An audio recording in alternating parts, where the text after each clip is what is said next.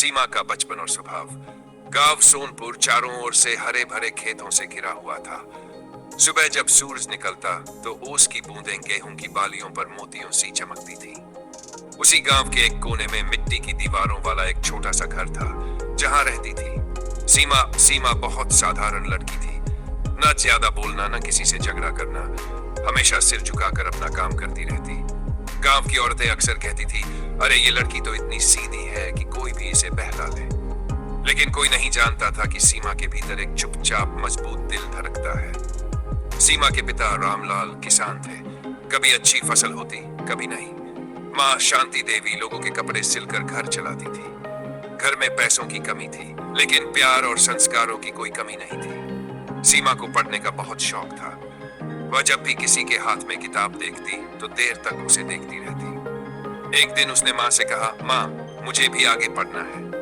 माँ ने गहरी सांस ली और कहा, बेटी मन तो मेरा भी है, लेकिन घर की हालत। सीमा चुप हो गई, लेकिन उसका सपना चुप नहीं हुआ।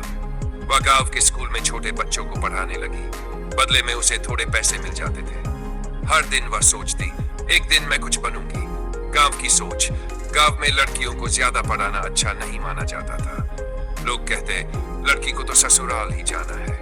लेकिन सीमा अलग थी। वह जानती थी इंसान की पहचान पढ़ाई और मेहनत से बनती है। फिर एक दिन उसकी जिंदगी ने नया मोड़ लिया। सीमा की उम्र तब 19 साल की थी। वह हर दिन बच्चों को पढ़ाकर घर लौटती, माँ का हाथ बटाती और रात को चुपचाप अपनी किताबें पढ़ती। एक दिन उसके पिता रामलाल ने उसे पास बुलाया। उनकी आंखों में चिंता भी थी और उम्मीद भी। सीमा, वे बोले, तेरे लिए एक रिश्ता आया है। लड़का शहर में नौकरी करता है, घर परिवार अच्छा है। सीमा का दिल तेज धड़कने लगा। शादी का नाम सुनते ही हर लड़की का मन डर और उम्मीद से भर जाता है। क्या मैं वहां निभा पाऊंगी? उसने धीरे से पूछा। माँ ने उसके सिर पर हाथ रखा। तू जैसी है वही तेरी सबसे बड़ी ताकत है। कुछ ही दिनों में राहुल और उसका परिवार गांव आए। राहुल सीधा साधा और शालीन युवक था। उसे सीमा की सादगी पहली नजर में अच्छी लग गई। शादी तय हो गई।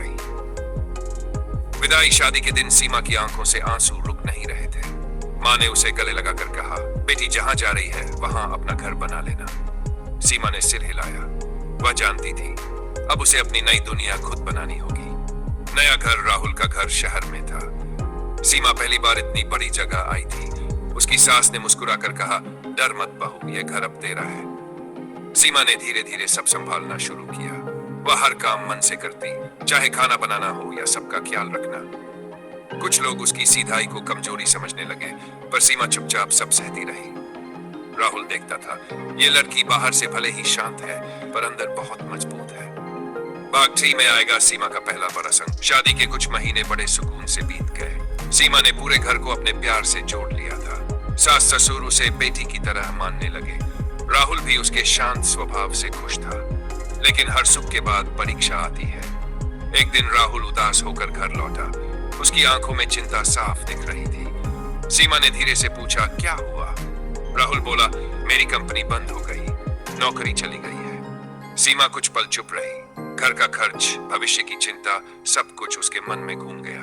लेकिन उसने आंसू नहीं बहाए। वह बस इतना बोली, हम मिलकर रास्ता निकाल लेंगे। समाज की बातें, आस पड़ोस में बातें फैल गई। कुछ लोग कहते, देखो किस्मत खराब है इस लड़की की। लेकिन सीमा ने लोगों की बातों को दिल में नहीं बैठाया। उसने सोचना शुरू किया, मैं क्या कर सकती हूँ? उसे माँ की सिलाई याद आई। उसने इंटरनेट पर सिलाई और डिजाइन सीखना शुरू किया। दिन रात मेहनत करने लगी। राहुल ने उसका साथ दिया। धीरे धीरे सीमा ने घर से ही कपड़े सिलकर बेचना शुरू किया। पहला ऑर्डर जब मिला तो उसकी आंखों में खुशी के आंसू जान। सीमा का पहला ऑर्डर बहुत छोटा था, पड़ोस की एक लड़की का सूट सिलना। लेकिन सीमा ने उसे ऐसे ध्यान से सिला जैसे कोई बड़ा काम हो। जब सूट तैयार हुआ तो सब तारीफ करने लगे। धीरे धीरे उसकी चर्चा होने लगी। महिलाएं अपने कपड़े लेकर आने लगी। सीमा दिन रात काम करने लगी। कभी हाथ थक जाते, पर हौसला नहीं थकता। राहुल उसे देखकर गर्व महसूस करता। कुछ ही महीनों में सीमा का नाम मोहल्ले में मशहूर हो गया। उसकी सास ने कहा, बहू तूने घर को फिर से संभाल लिया। सीमा ने मुस्कुराकर जवाब दिया, यह सब आप सबके आशीर्वाद से है। नया सपना अब सीमा का सपना और बड़ा हो गया था। वह अपना बुटीक खोलना चाहती थी।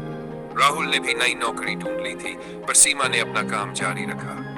वह जानती थी अब वह सिर्फ किसी की बहू नहीं बल्कि एक पहचान भी है। सपना अब सिर्फ घर से काम करने तक सीमित नहीं रहा। वह चाहती थी कि उसकी पहचान दूर तक जाए।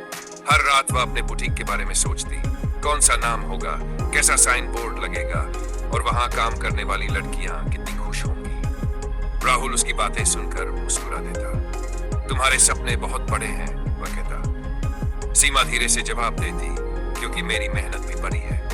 कुछ पैसे बचाकर, कुछ सास ससुर की मदद से आखिरकार सीमा ने एक छोटी सी दुकान किराए पर ली। उस दिन जब बोर्ड लगा सीमा बुटीक, उसकी आंखें भर आईं। मुश्किलें भी आईं, शुरुआत आसान नहीं थी।